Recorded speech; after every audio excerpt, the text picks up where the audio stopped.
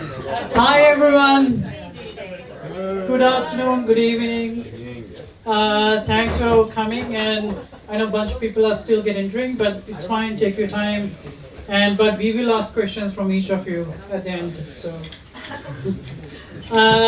and those who are new, welcome to Space Cafe.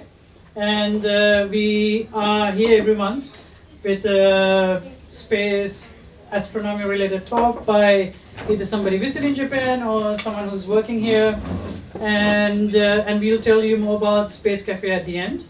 But first we want to get going with the lecture, and during the lecture feel free to grab drinks, and it's fine to move around, and the more you drink the more you'll be brave enough to ask questions at the end. Great. So today's speaker is here, Brad. He's a professor from Penn State University, currently visiting for 3 months period. He's visiting institute where I work, and he's actually John's guest. John is a professor at our institute as well. And Brad is going to talk about something really interesting, the plate tectonics. And I guess if you are just visiting, maybe you haven't experienced, but everyone living in Japan experienced earthquake at some point. It's impossible to avoid it. So plate tectonic has everything to do with it. And today Brad will tell us something really interesting about it. And outside of when not doing science, Brad is actually also enjoying golf. So if anyone is interested in golf, you can also ask golf-related questions. Right. Okay, so we'll get started, and then at the end we'll have some Q&A time. And after Q&A, Brad will stick around for a bit. You can chat more. So thank you, Brad, for coming today. You can hold it. Yeah, that's great.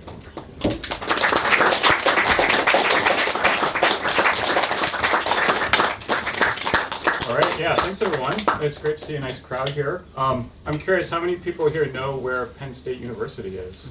I know I've got, a lot of people. This is great.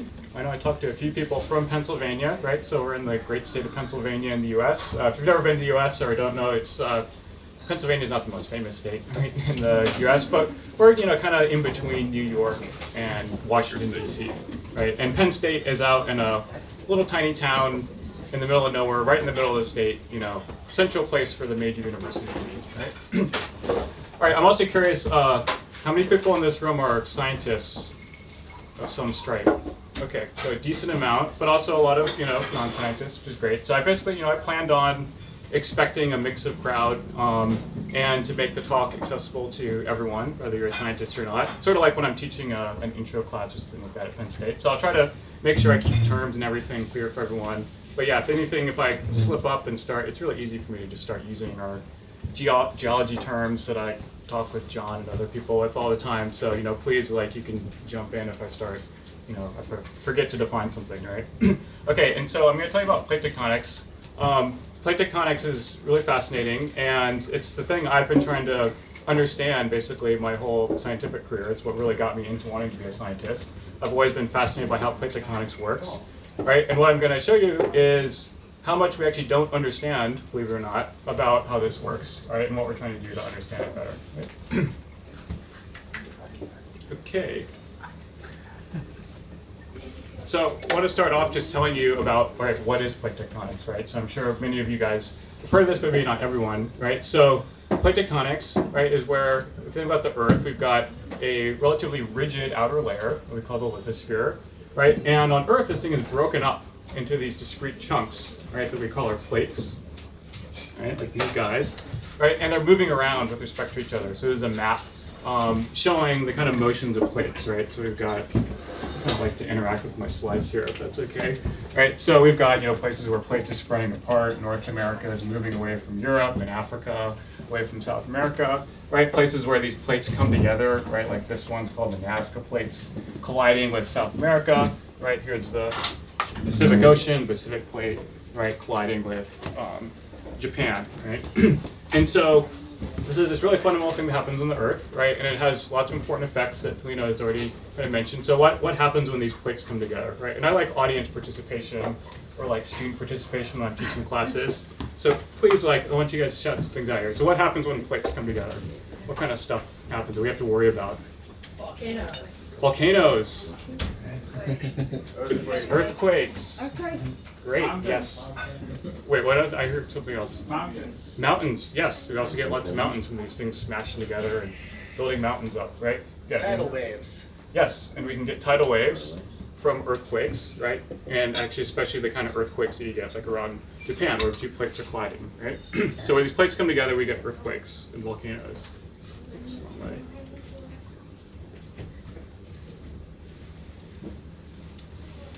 Right? And so this was actually one of the things, one of the big clues about how that Earth has plate tectonics, right? Is if you map out where earthquakes and volcanoes occur, right? The red dots are earthquakes, right? The little black triangles are volcanoes, right? They line up really nicely onto the boundaries between the plates, right? So you can even match, like, right? I was telling you how, oh, North America is moving off this way and Europe that way. And there's a plate boundary, right, between the plates that you can just see by mapping where the earthquakes are, right? We're out here, here's Japan, right? Alaska, you can see the plate boundary around the Pacific, right? Just from seeing where the earthquakes are, right? Okay, and typically, like, so earthquakes we get at basically any kind of boundary, right? Whether plates are pulling apart, coming together, right? Sliding past each other.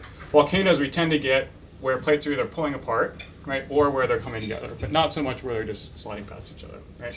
So Japan, we've got two plates coming together. Brad, we can get one. sorry, can we make the mic closer? Yeah, sorry. Yeah.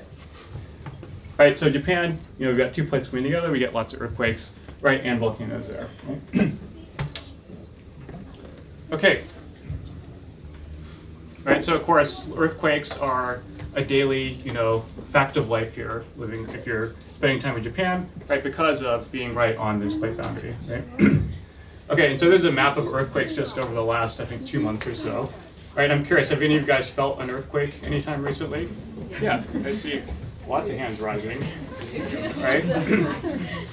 Since I've been here since September, and there were like 2 ones here in Tokyo so this one was back in October 24th, not too big, right? But these are all reports of people saying, oh, I felt this, right? So I remember feeling this guy, right? It was like kind of like one shake, nothing like too major, easy to, it would be easy to miss too, right?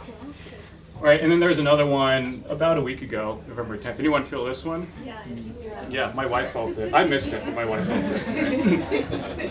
What did that one feel like? Like a few shakes or? Yeah, it was pretty weak. Pretty weak, yeah. It moved my husband's office chair. Yeah. Yeah, so these guys, these smaller, it's often like, it feels like a truck driving by or something, sometimes you have to like really pay attention to realize it's an earthquake, right? And of course, as they get bigger, then it becomes unmistakable, right? So, yeah, so earthquakes happening all the time, right, because of plate tectonics. All right, so what else does plate tectonics do, right? Plate tectonics, right, is constantly actually like kind of recycling and refreshing the surface rocks on Earth, right? And this is gonna be important when we start thinking about what happens on other planets, right, in our solar system, right? So, we talk about how we get earthquakes and volcanoes, right? But another important part is to think about like what actually happens as these plates spread apart and collide, right? So if we've got plates colliding, right, something's got to give, right? And what happens when plates collide? Right, is typically one plate is going to slide under the other one and actually get returned down into Earth's interior. Right? It's a process called subduction. Right, and basically it's always like the heavier, the denser, kind of thicker plate that sinks down. Right, so that actually takes surface rock, right, that typically is the rock underneath the oceans, right, and it essentially destroys it. Removes it back into Earth's interior. Right, so if we're destroying part of Earth's surface, where these plates come together, right, we've got to be creating new surface somewhere else, right? And we do that where the plates spread apart, right? So we're creating new surface rock and plate there, right, where the plates spread apart, and we're destroying it at the places where they come together, right? So we're constantly kind of resurfacing the Earth, right? At least the part covered by oceans. The continents tend to kind of hang around, right? So those can kind of stick around for like hundreds of millions, billions of years, right? But the ocean floor is being recycled something like every 100, 200 million years, right?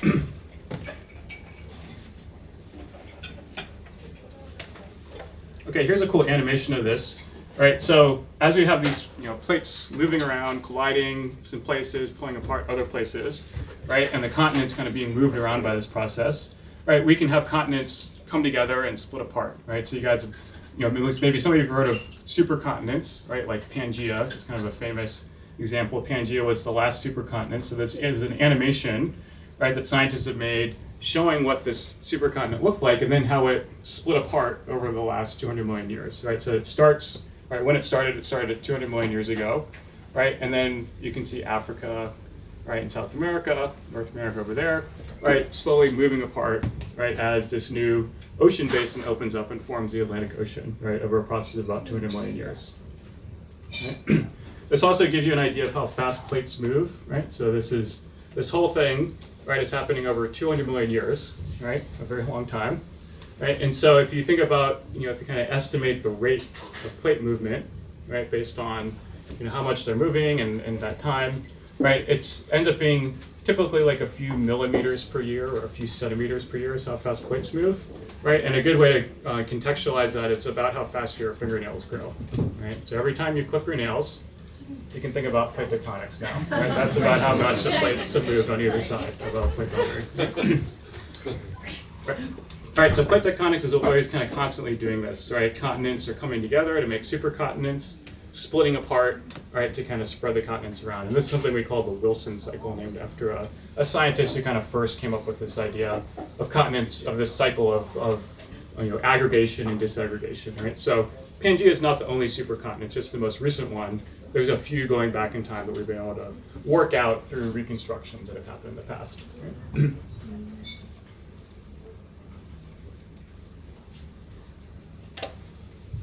All right, so how do we know there's plate tectonics on Earth? Right, this is a whole really interesting story in its own right. Right, and it's a really interesting story in terms of how a scientific kind of revolution happens. Right, so people didn't really figure out that plate tectonics was this fundamental process happening on Earth until about the 1960s. Right, and it went through kind of fits and starts.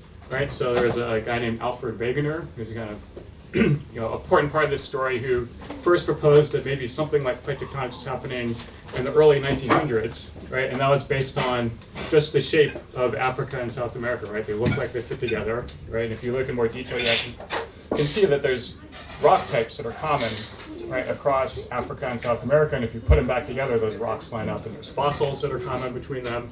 So things kind of really look like those two continents have been placed together.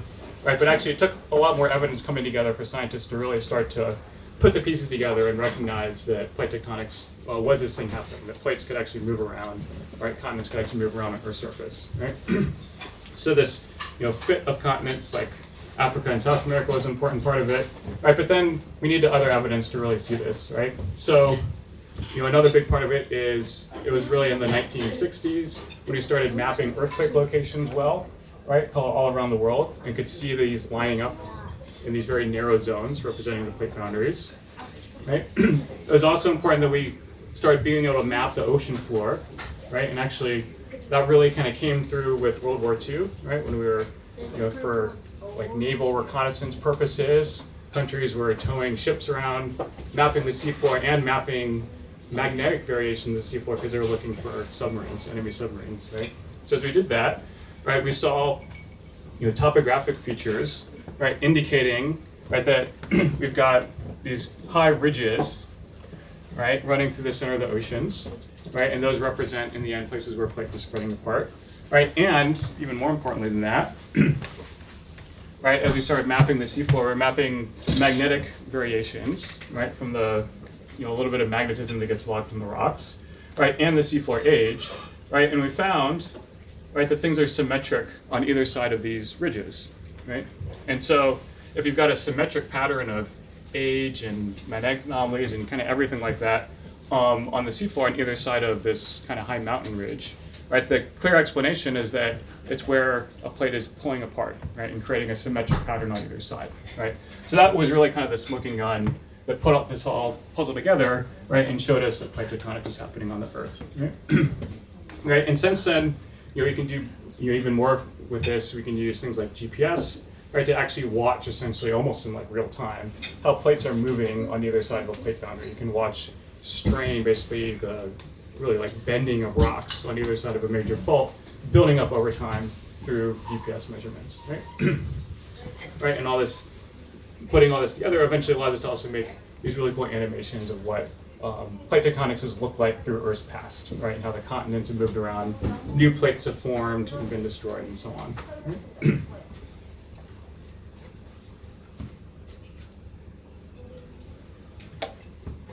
Okay, so how do we know a planet has plate tectonics, right? So on Earth, we've got all these great pieces of information, all this data set we can work with, right? Because we live on this planet and we can go try to measure all this stuff on this planet, right?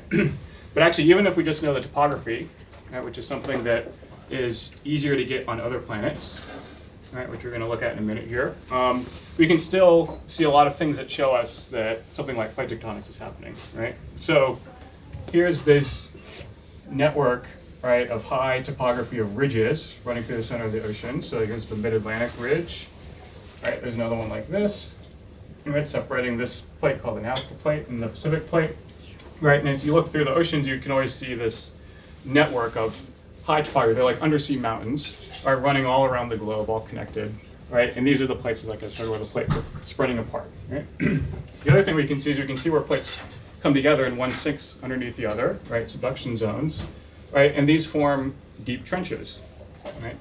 So you can see these deep trenches right along the coast of Alaska, right? Russia, right off the coast of Japan, where we've got plates sinking underneath Japan, right through the Pacific and so on, right? Or a big trench here along the coast of South America, where there's a plate sinking underneath the South American continent, right? So even with all we know is the topography of the planet, right? We can look for these kind of features and think, all right, yeah, does this planet have plate tectonics or not, right? Okay, so we can do this for the Earth, right, and develop this great theory, right, that Earth is experiencing plate tectonics, right? But actually, the question that's open still, right, is why is there plate tectonics happening on the Earth, right? And part of this is thinking, okay, is this common? Do all rocky planets, right, like the Earth, right, do they all have plate tectonics, or do other planets do different things, right? So now I can take the Space Cafe to space here, and we can think about other planets, right? So what should we do? We should look at other planets in our solar system, right, and see if we think they might have plate tectonics or not, right? So let's look at our neighbors, Mars and Venus, right? And I told you topography is really useful. So we'll just look at the topography, right, of Mars and think about whether we see anything that looks like might be indicators of plate tectonics, right? So this is where I want more audience participation. So here's the topography of Mars, right? Here's a color bar here with no units, which is really good for a scientist. Not units, but meters, right? So that's 8,000 meters positive to negative, right? So Mars, of course, we've got, big deep depressions, really tall volcanoes. Actually, the tallest volcano or tallest mountain in the solar system is this huge volcano called Olympus Mons on Mars, right? How tall are they, sorry? Those mountains? They get up to, I actually don't know off the top of my head, but like the scale bar gets up to, 8,000 kilometers or 8,000 meters. So they're really tall, yeah. 24 kilometers. What's that? 24 kilometers. 24 kilometers, yeah, huge. Yeah, that's way bigger than anything we got on Earth. Yeah. What is Hellas planet? This guy? Yeah. What is that? Pretty sure this is a big impact crater, right? Okay. So a huge impact, asteroid thing hit it Okay. and blasted a bunch of material off, right? And actually, that's gonna be. Wait, do you have a question? Oh, I was just gonna ask, is Solus Planum the tallest mountain range? So all the tallest mountains are in here, where you see these like white, gray colors. Olympus Mons, which looks like it's that guy, is the tallest mountain on Mars and the tallest mountain we know of in the solar system. Ah. Yeah. All right. So what I want you guys to look at is looking at this map of topography. Do you see anything that looks like the network of mid-ocean ridges that I showed you when we were looking at the Earth, or these deep subduction zone trenches, or anything else like that that might look like plate tectonics? volcano range. There is a range of volcanoes, right? Which maybe could be similar to, what you get on subduction zones, or maybe not, Volcanoes are continuous in the southeast region. What's that? In the southeast region, the volcanoes are continuous, Yeah, just south to the Olympus Mons. It's like this, 1, 2, 3. yeah, there's this chain of volcanoes, yeah. Anything else that sticks out on this topography? You've got a big depth profile going from lower at the north to, Yeah. to higher. Yeah, this is actually a big, a big question about Mars is people call it the dichotomy, right, between the lowlands in the northern hemisphere and higher elevations in the southern hemisphere. Yeah. If we take, all right, let's take a vote. Does anyone think Mars has plate tectonics? I'm looking at this picture. All right, a handful. Anyone think it does not have plate tectonics? Like now? You mean like now? Yeah, right now. Yeah. Like in the closet, right? Yeah, It's possible in the past, yeah. All right, so most scientists would say no, it does not have plate tectonics, right? And one of the biggest reasons is actually something we haven't talked about, right? If you look at the surface, you see some mountains, but what really sticks out, right? It's these craters, right? There's craters all over the surface of Mars, huge ones like this, right? Little ones, right? They're all over the place, right? On Earth's surface, we don't see many craters, right? And there's a couple of reasons. One is on Earth we've got water, right? Rainfall that's causing erosion, and that's trying to wipe topography out. So an impact crater would eventually get eroded away. All right, but the other really big reason is on Earth with plate tectonics. Right, remember we're recycling the surface, right? So we're taking rocks and we're constantly destroying, right? Huge parts of the surface. We're recycling it back into the interior and creating new surface, right? So we don't have time for a bunch of craters to kind of accumulate on the surface of Earth because we're always recycling it, right? Mars, we think the surface, especially the southern hemisphere, people think the surface age is like 4.5 billion years, basically the age of the planet, that these same rocks have just been sitting at the surface for a huge amount of time, just getting pelted by impactors, right, and accumulating all these craters, right? And then the lowlands in the north are probably a little younger, right? But you can still see a number of craters, and people think they're like maybe 4 billion years old rather than 4.5 billion years old. Still really old, right? So basically Mars' surface has been sitting here, right, without being recycled, right, and refreshed continuously like Earth is through plate tectonics, right? So that's probably one of the biggest reasons to think that there's not some sort of global, pattern of plate tectonics on Mars, right? There's some ideas that there might have been some type of plate tectonics in the past. It's pretty hard, it's pretty speculative, right? There's a little bit of evidence to support it. Not a lot of evidence to support it, but also it's hard to figure out. It's hard to figure out things that happen in Earth's past. It's even harder on a planet like Mars where we can't go, on foot and map the whole surface like we can on the Earth.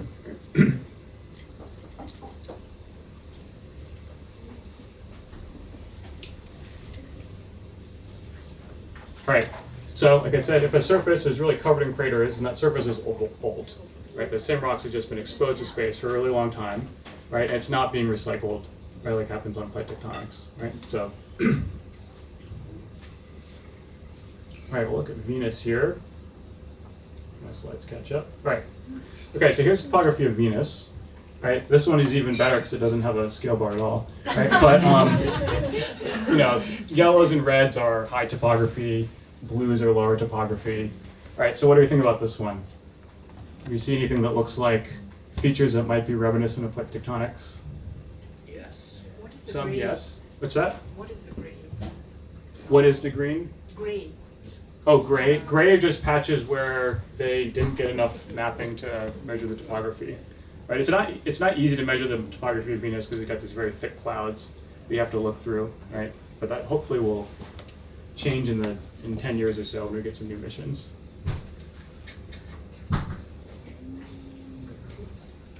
Lines. Right. Yeah, so I'm hearing people talk about lines, so maybe like these kinds of things. Yeah. Yeah, there are a lot of little like valley type features, which, maybe could look kind of like trenches. No craters.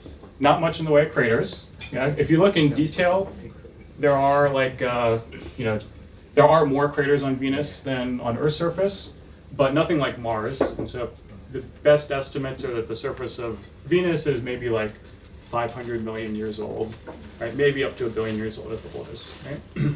So maybe not quite as constantly being refreshed as Earth's surface, but not like Mars, where the whole thing is just, basically not much has been happening for a long time.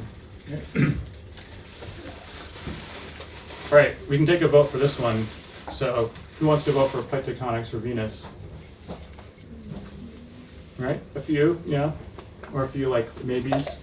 All right, and who says not plate tectonics for Venus? And then I think I'm getting some people abstaining from this one. That's okay. Right? Honestly, like us, like planetary scientists, are in some ways kind of abstaining. So I'd say like the consensus is, for the most part, we don't think there is like full-fledged plate tectonics like we have on Earth. Right? We've got this really nice full global network of plates with discrete boundaries and places where you can clearly see them pulling apart and coming together.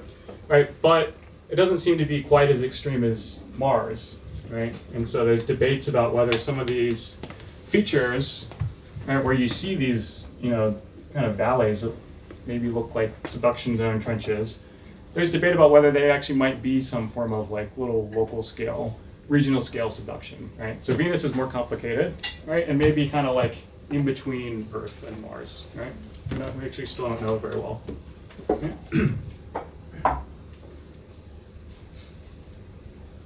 All right, but hopefully in the next 10 years or so, we'll know a lot more, right? So there's a plan, Mars has gotten lots and lots of attention in space missions over the last like 10, 20 years, right? As we're searching a lot for, signs of liquid water and signs of potential life, right? But now in the 2030s, it's gonna be really the decade of Venus. So we're finally gonna go back, right, and try to get much better information about what Venus is like, right? So there's 3 big missions planned, right? 2 from NASA and 1 from the European Space Agency, right? Veritas, that's the one pictured here. There's going to be an orbiter, right? And it's going to go around, and basically the goal there is to map the surface topography and surface composition in much, much better detail than we've had before, right? So the current surface topography map we have is so bad, it's so low resolution, right, that something like the Hawaiian Islands wouldn't really show up on our current like resolution topography for Venus, right? But with Veritas, right, we'll be able to see things like that much more clearly, right? So it'll really help us, map surface features, look for potentially active volcanoes, right, things like that, right? The Da Vinci mission is going to try to measure the composition of the atmosphere of Venus much better, right, which could also help us say something about the types of tectonics happening on Venus, right? And so part of this mission is they're going to drop a probe down through the atmosphere to the surface, right, and measure the atmosphere as they go down. And then, it's not necessarily expected to survive landing, but it might, and if it does, they'll make more measurements on the surface of Venus as well, right? And then the Envision mission, right, is kind of doing all the above, right, doing some atmospheric characterization and some surface characterization, right?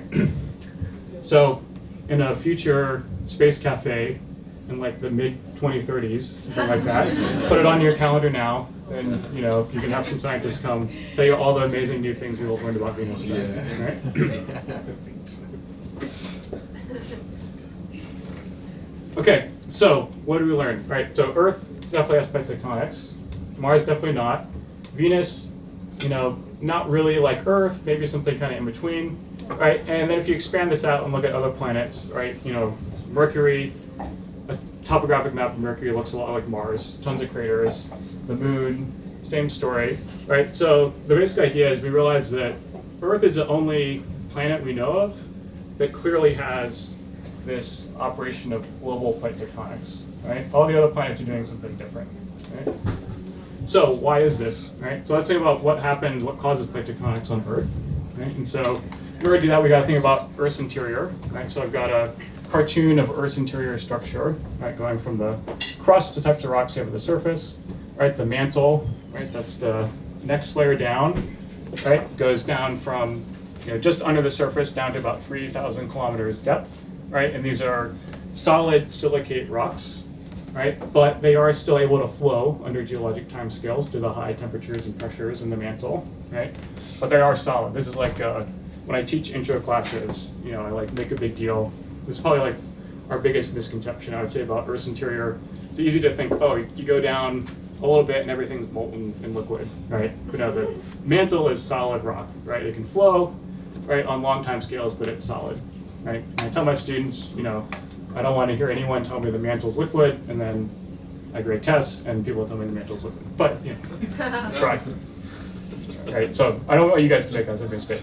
Right, and then you get to the core, right, which is basically iron and a few other elements mixed in. Right, on Earth we've got an actual liquid molten part, the outer core, and then a solid inner iron part, the inner core. Right? Okay, so plate tectonics is all about what's happening in the mantle, right? And so this mantle is flowing and convecting, right, where, there we go. All right, so if you've got a layer of something that can at least flow kind of like a fluid, like Earth's solid rocks in the mantle can, right? And you've got it cooled from above and heated from below, right? This thing can start doing this process called convection, right? Which is like what happens when you're boiling a pot of water on the stove, right? So the hot fluid at the bottom, right, gets heated up, has a lower density, so it wants to start rising, right? The cold fluid at the top, right, has a higher density, so it wants to start sinking, right? You develop this nice circulation pattern, right? So this flow in Earth's mantle, right, this convection, right, is essentially causing plate tectonics, right? And it's causing plate tectonics because we can actually think of the plates themselves on Earth's surface as like an integrated part of this convecting mantle, right? So we've got cold fluid sinking down into the interior. That's essentially the same thing as where these two plates are coming together and one sinking down, right? Where the plates are spreading apart, right? You get warm fluid rising up, essentially to fill that gap, right? And actually, this is another like kind of textbook thing I always tell my students. A lot of textbooks, actually even like real textbooks, will kind of get this wrong a little bit, and they'll make it sound like the plates are like this kind of separate thing, just sitting on top of the mantle and getting like dragged around by mantle convection. But really, you should think of them as an integrated part of this whole system, right? The tectonic plates on Earth are part of the convecting mantle. Right? Okay, so we kind of know that plate tectonics, right, is being caused by this mantle convection, right? But we know it's not happening on the other planets in our solar system, right? And we actually, for pretty good reasons, oh hey, the movie actually started. Right, for pretty good reasons, we can also tell that Mars and Venus, right, and actually probably Mercury too, right, also have convecting mantles, but they don't have plate tectonics, right? So clearly, just having a convecting mantle is not enough to have plate tectonics, right? More is going on. All right, and so to understand this, we've got to think about kind of the properties of rocks, right, and how they flow, right? So I told you rocks can flow at high temperatures and pressures, right? And if we think about the kind of ability to flow, right, something called like the viscosity, right? Viscosity is telling you like the resistance of a fluid to flowing, right? This depends on the temperature, right? So if rocks get really cold, right, this is true of kind of most any materials, right? If rocks get really cold, their viscosity is really high, right? And it's really hard for them to flow. They get like really rigid, right? That's actually why the tectonic plates on Earth are these, rigid, right, plates. All right, so clearly we want to like take this effect into account, right? And so when we make models of convection Earth's mantle, as an example model like this, right, where here's showing an idea of temperature, right, where warm colors are representing warm temperatures, cool colors, cool temperatures, right, and we include this effect of how the rocks should have a higher viscosity, right, it should be harder for them to flow in the colder, right, just showing this map, right, we make a nice rigid surface, like our plates are made of, but we make everything rigid, the whole thing, right, it's way too rigid, right, and what happens is actually we basically just make one plate that covers the whole planet, right, and doesn't move at all, right? So instead of breaking the surface up into these discrete chunks, we just create one chunk covering the whole planet, right? So this is something we call stagnant lid convection, right? And this is an example of what this looks like, right? So we've got convection happening, right? Hot fluid rising, cold fluid sinking down in this deeper part of the mantle, right? But the surface is totally like frozen and locked up, right? We don't have plates pulling apart or coming together, right? The whole surface is just sitting there with convection happening beneath it, right?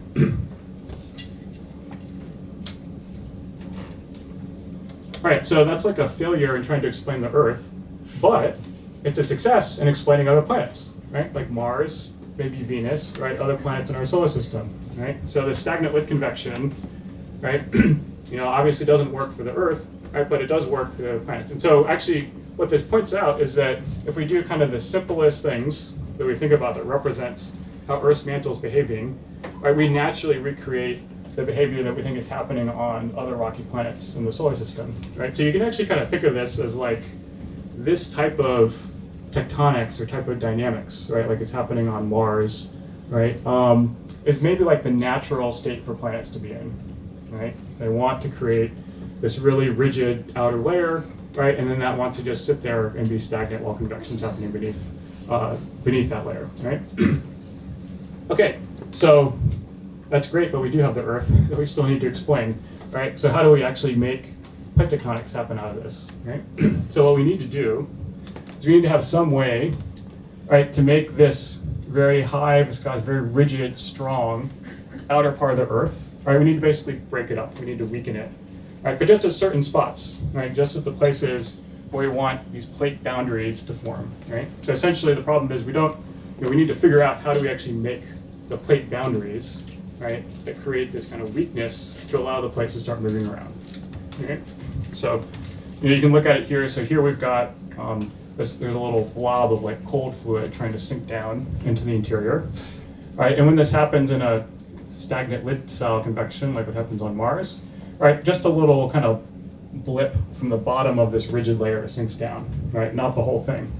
But if we can get this whole layer to start weakening itself, right, then we can get the whole thing to start sinking, like where two plates come together on Earth and make like what we call a subduction zone, right? Okay, so this is the mystery, right, from my title, Behind Plate Tectonics. Right, scientists are still trying to figure out how this happens. We don't really know very well how this happens, right? I'll tell you my favorite idea, because it's the one I've worked on, right? But, I'm not going to tell you it's the right answer because we don't know, right? So, it's like maybe unsatisfying. I'm not going to tell you the answer, but that's why I called it a mystery, right? If we knew the answer, it wouldn't be a mystery, right? Okay, so here's one way we might be able to make these plate boundaries.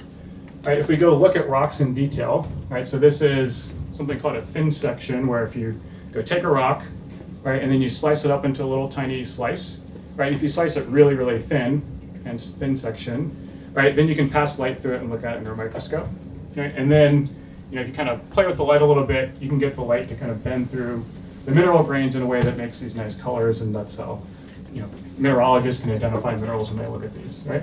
So if we look at these rocks, we go find rocks from plate boundaries on Earth, right, and look at them.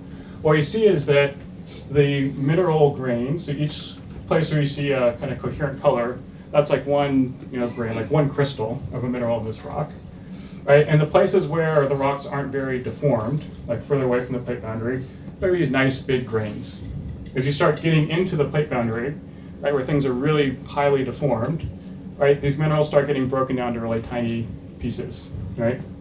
And you get to a place where here you just see like kind of gray bands, right? That's where the minerals are so small that even looking under a microscope, you can't really see the individual crystals very well, right? So they're getting shrunk down to these tiny, tiny sizes, right? So this is something seen like really commonly when you look at rocks from tectonic plate boundaries on Earth, right? Tons of grain size reduction, right? And we also know from, working on experiments of rock deformation, right, that this grain size reduction leads to weakening, right? It does the thing I said on the previous slide that we need to do to make a plate boundary. We need to take this rigid, kind of strong rocks and weaken them, right?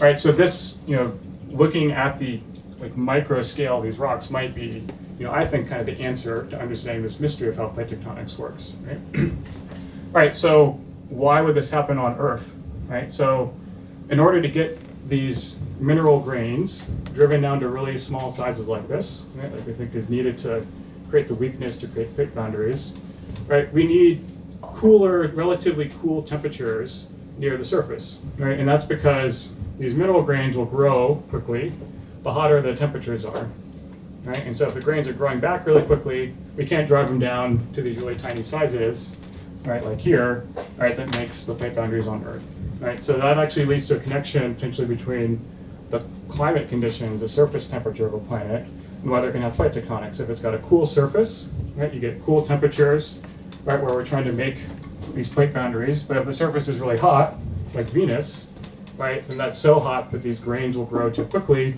right, and maybe we get stuck kind of in this stage where we can't get down here, right, where the plate boundaries on Earth are like, right? All right, so this is an idea I kind of like as a way to explain the planets in our solar system. So I did some work on this when I was a PhD student, right? And we argued essentially this, that planets that have cool surface temperatures, right? So this is mapping out where we expect plate tectonics to be versus this stagnant lid behavior like Mars does, right? As a function of the surface temperature and its size, right? We think that planets that have nice cool surface temperatures, right, are going to be more likely to have plate tectonics because they can drive these mineral grains down to really tiny sizes and make the rocks weak, right? While planets that have really hot surface temperatures, right, like Venus, we can't drive the grains down small enough, right? So we can't make these nice weak plate boundaries and things stay rigid at the surface, right? We also think the size matters, right? Basically, the bigger a planet is, right, the kind of more power, more vigor it has in the convection in the interior, right? And that leads to, you can think of it like a stronger driving force to kind of bust these grains up down to smaller sizes, right? So our prediction would look something like this. We'd expect bigger planets and planets with cooler surface temperatures have plate tectonics, smaller planets and planets with higher surface temperatures to not have plate tectonics, right? And it makes sense for our solar system, right? We get Mars and Venus sitting outside of where plate tectonics happens, and Earth can be in the regime where plate tectonics happens, right? But with only a few planets, it's not that hard to come up with a theory that explains, like 3 or 4 data points, right? So of course, there are other ideas, right? And that actually kind of leaves us onto my final slide, which is basically like, what do we need to do next, right, to test this, right? So one, like future exploration, right, of planets like Venus can be really helpful, right? So the missions that are coming up to study Venus, right, are a great counter example to the Earth to help us see if, something about the predictions from modeling that God done or other people in this field, right, hold true and can help explain the difference between Earth and Venus, right? As we continue to study how plate boundaries on Earth work, both from observing them in the field and looking at lab experiments, I can help refine whether this theory of grain size reduction is a key feature of plate tectonics or not, right? But also important, right, that I'm kind of maybe hopeful with is, like I said, when we only have like 4 rocky planets in the solar system to compare to, right? It's not a very big spread of conditions, right? So we've got one planet on Earth that has plate tectonics, there are other planets that don't, right? But it's not that hard to come up with some sort of theory and say, oh, here's what's special about the Earth compared to these other few, right? But if we had hundreds of planets or thousands of planets, then you could start to look for real trends, right? And maybe start to narrow down like what the real key features of plate tectonics are, right? So our solar system isn't going to grow more planets. We've got the number we have.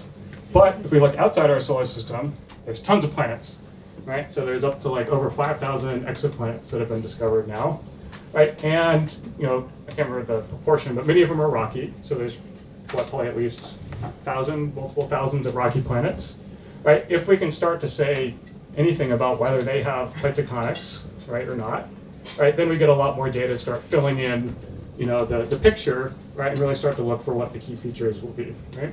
Okay, is this going to be easy to do? No, it's not. It's actually really hard to think of what kind of features or signatures you'd look for in a planet outside our solar system to tell whether it has plate tectonics or not, right? We were living on the Earth for a very long time before we realized that our own planet had plate tectonics.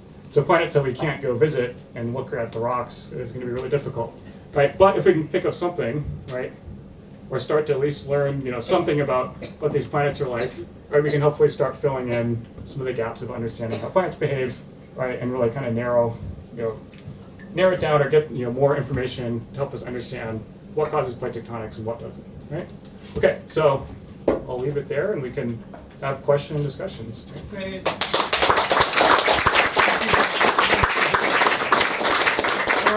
All right, we'll take a couple of questions. I see a hand going.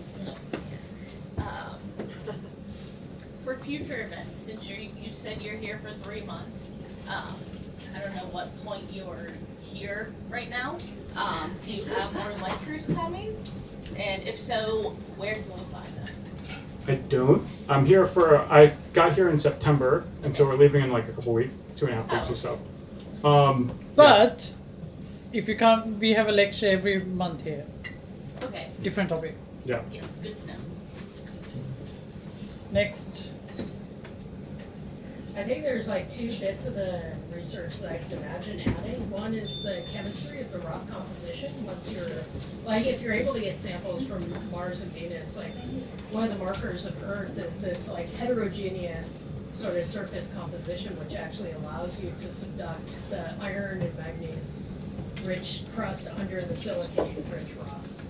So, like, that's one thing. Yeah. Another thing is presence of water, and water locked up in rocks themselves, because we know from the Earth, like when you subduct this water-rich material, you partially melt and you create weaknesses above it as well. So I can imagine both of those being super important to future exploration. Yeah, definitely. And like probably one of the primary like other explanations aside from mine that I showed you for why is there plate tectonics on Earth and not the other planets is water. Earth has water, the other planets don't. Right? So actually if we were ever able to like find a planet like Earth that had a similar temperature but not water for whatever reason, if we could figure out if that planet had plate tectonics, then that'd be a great test, right, of this kind of idea versus water being essential. Yeah, and then you mentioned different compositions on the surface. So yeah, like Earth, we've got continents which are more rich in silica, less magnesium and iron, versus the ocean crust that's more magnesium and iron rich. And we think that is a signature of probably needing water to create the kind of melting that creates the continents, and potentially something like plate tectonics as well, right? So that's a great thing. Like one of the biggest things that the new Venus missions are trying to do is to figure out if the higher topography areas of Venus, there's some ideas that those might be a composition similar to Earth's continental crust. And if so, that would be pretty strong evidence that Venus might have actually had water in the past, despite being super hot and inhospitable now. Maybe also plate tectonics, right? So yeah, learning about the surface composition is huge. And it's potentially like, somewhat possible for exoplanets, right? There's certain planets where if they don't have a strong atmosphere, we see emission from the surface, right? And that provides at least some constraint on the composition of that surface. So maybe we'll see something like continental crust on a future exoplanet. That would be a very exciting thing to see. Let's go to this question. So there were no plate tectonics right now on Mars doesn't mean there wasn't before, right? Otherwise, those high mountains would not have formed. Yeah, so with Mars, there's some people who think there might have been plate tectonics like a very long time ago, like 4 billion years ago or more. And there's like actually a couple of different reasons for that. There's some, I'm not sure anyone really buys the northern hemisphere part anymore.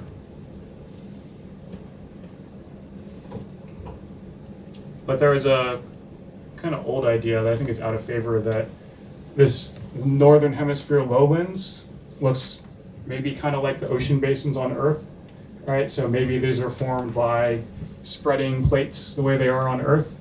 I'm not sure anyone really believes that anymore. And there's also actually some magnetic anomalies similar to what you see on the seafloor that were like a really big sign for plate tectonics on Earth. And I can't remember exactly where, but in the southern hemisphere. But it's a little like spotty, it's not like the really clear signals we see on Earth.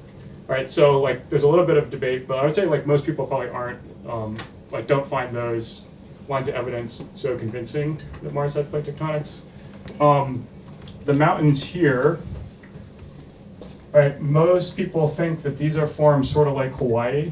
So in Hawaii we've got this hot spot of a like hot upwelling piece of mantle that's causing melting and volcanism there. And because we have plate tectonics, we've got a plate moving over this hot spot and creating a mountain chain, right? On Mars, like there's a little bit of a mountain chain, but it's pretty concentrated here, right? So the kind of leading idea for this is there's one of these hot spots, but it's just sitting there in the same spot, right? Because there's not a plate moving over the top of it. And so we just keep building up mountains and building up mountains, and that's partly why they can get so tall, right? Also because Mars is smaller and has a lower gravity, it actually makes the surface rocks kind of stronger, right? Because there's less gravitational force, and that allows a taller mountain to build up as well. Okay, let's go to your question. Yeah. Yes. All right, so thank you very much for the lecture. Based on what I've heard so far, oh, I'm not a scientist, by the way. Yeah. So based on what I heard from so far, the formula to create a plate tectonics is you have a molten core, you have a mantle, and you have a cold surface temperature. And so I was wondering, is it possible that plate tectonics exists on icy moons because they have very cold temperature, they have a form of liquid like water, just like you explained.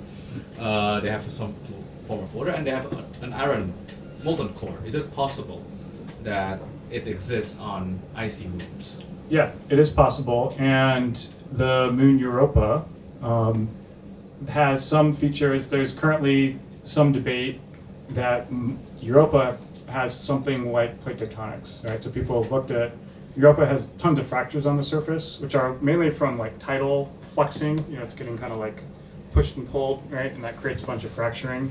But if you look in detail at the fractures, there's some places where it looks like, there's kind of relationships that look like a chunk of ice is getting kind of consumed right underneath like another fracture, right? Basically the way a subduction zone on Earth happens, right? So it's possible Europa has something like plate tectonics. It's another one of these like we need to kind of continue working and mapping the surface. Like some people believe it, some people don't, right? And over the years of more study, will hopefully emerge on some consensus for that. Can we go to a question there and then come back to Yes. these two? So, and what about the moon? Because, and at two levels. First, the disproportionate size of the moon compared to the Earth, and the suspicions that the Earth's mantle and also its spin has been kind of changed by the impact of Theia, and possibly the fact that some piece of Theia are still remaining in the mantle. Yeah. So the moon itself looks similar to Mars in terms of the surface just totally covered in craters, right? So we know the surface age is really old. It's not being resurfaced. So the moon itself, we don't think has anything like plate tectonics. And it might be pretty close to dead. It's not clear if it would even still have a convecting mantle or not anymore, right? It's pretty cold, but My question was more about the fact that the moon is that the moon cause hit, was that a key for Earth's plate tectonics? tectonics. Yeah, it could be, right? So it could be that because we had this huge impact, right, that maybe melted a big part of the planet, right, as the Earth cooled and solidified after that, that kind of process might have, led to kind of the formation of the very earliest plate boundaries and got things going on the Earth, right? That's another, one where if we had more planets in the solar system, we'd have a lot more examples to try to figure out if that's something that, was a key factor or not. It'd be, we don't know if Venus had a similar major impact or not. It doesn't have a moon, so maybe not. But it also has this kind of weird rotation that some people think was the result of a past impact. But if we ever could see Venus for sure didn't have a giant impact, that might start to point to maybe the difference between Earth and Venus, the giant impact being an important part of that. Great. Let's go to the question here and then. Have you run some kind of simulation to simulate and prove your hypothesis of mineral range shrinking causing just the surface parameters and other parameters, and okay, this happens on Earth, but it should change the parameters to the surface temperature and okay, that doesn't happen on Earth. Yeah, exactly. So the diagram I was showing at the end was a result of doing modeling like that. And so basically taking models that include this effect of grain size reduction, seeing where that creates weakness and makes, essentially makes plates start moving, makes the surface break up, right, and start moving in discrete chunks, and then doing the test of effectively increasing the surface temperature and seeing that shut down. So we have models that can do this, and my primary work is in doing modeling. That's a great, way to learn about these kinds of processes. But anytime I do modeling, I always I know that it's a model, right? And we need more than that to really know whether something's true or not. So that's why I feel like, we can demonstrate this effect works, but it's always possible the theory we're using isn't quite right. So we need to keep working with experimental, rock deformation people to make sure we're capturing this effect correctly or not, right? And then ultimately, really want to see, think of ways to test it with observations, right? To really say whether this surface temperature difference is the key difference or not, right? So, so models are great and help show this could work, but we need more to really know for sure whether that's the key feature of Earth that led to plate tectonics or not. Hi. Two things. Number one, have you done studies with the two gas giants with this at all? Yeah, so I don't really think about gas giant planets because the way they behave is just totally different, right? So a rocky planet can make plate tectonics means we're thinking of the surface as having these rigid plates, right? So it really needs to be rock or maybe frozen ice. It's got to be something frozen and solid, right? To make these rigid plates that can move around. Well, a gas giant planet is that's like studying our atmosphere, right? Just a really, really thick, huge atmosphere. So it doesn't really apply to that, the gas giant planets could have a rocky core, if you go way, way down through the gas. And honestly, I have no idea what that would be like. It's a crazily different kind of situation than Earth. It's massively high pressure, super high temperatures. Things are probably behaving very differently than a planet like this or Earth that I like to think about. Yes. And second, have you noticed the correlation between planets like Earth that have giant catfish that cause earthquakes and planets that don't have giant catfish that don't have earthquakes? Yeah, so it's the same, it's the same problem. We've got the one planet with plate tectonics and oceans and life that can have catfish. And then we've got other planets that don't have plate tectonics or oceans or lives. So maybe it's the catfish, but we need to find other planets that have catfish and don't have plate tectonics. Or if we just find lots of planets and all the ones that have catfish all have plate tectonics, across a wide range of situations, other variables, then maybe we start narrowing it down to the catfish. Yeah. Okay, last question from this.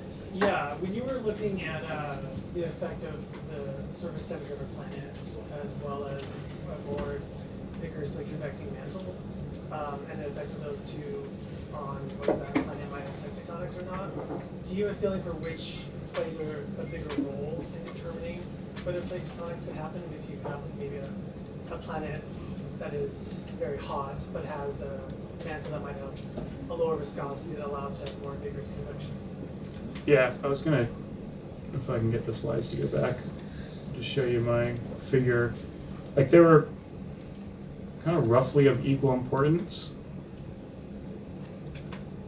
right? In terms of we've got if it was all surface temperature, we would just have a line like this, right? Or wait, is that the right way?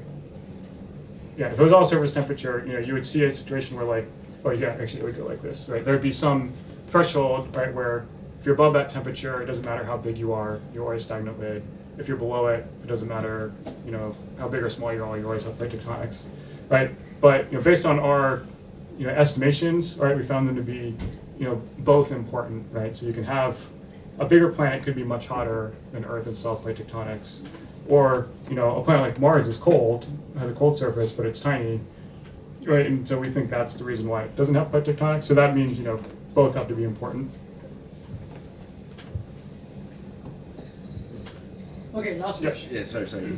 Yeah, before today, I didn't really realize that the other planets had mantle convection. I thought that was really only unique to Earth, so I thought it was all about that. But after hearing that, I sort of thought, well, what about something like Io, the moon of Jupiter, which is very volcanically active, and how does that fit into things? Or is that just a symptom of the gravitation of Jupiter? And then the other thing, after hearing the water stuff, I'm sort of thinking about, well, what about Titan, which has liquid methane on the surface? So that's just my two things. That's an interesting one.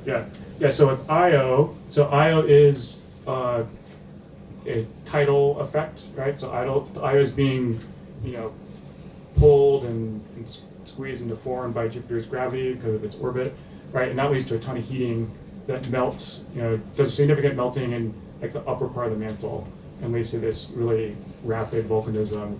It's not totally clear like what the rest of the mantle is doing. So like on Earth we've got heat sources distributed throughout, right? That helps power convection. On Io, that's probably more concentrated in this kind of upper layer where there's a ton of dissipation and then melting. So yeah, it's not that easy to like put Io into the same framework because it's such a different planet. And yeah, Titan's really interesting. It's the same,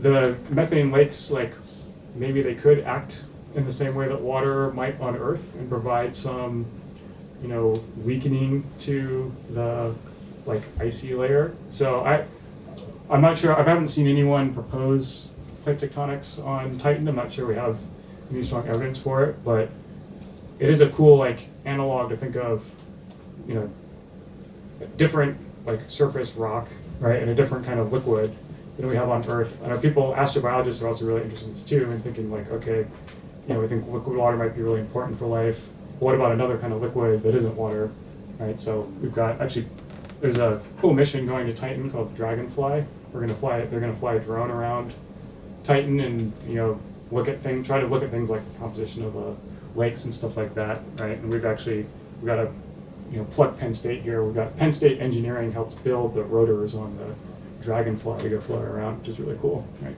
So yeah, I don't have like a really strong answer, but we'll learn more from Dragonfly, and we'll see. That's another come back in a few years and someone can tell you more about Titan. Thanks. Great, thank you so much, Brad.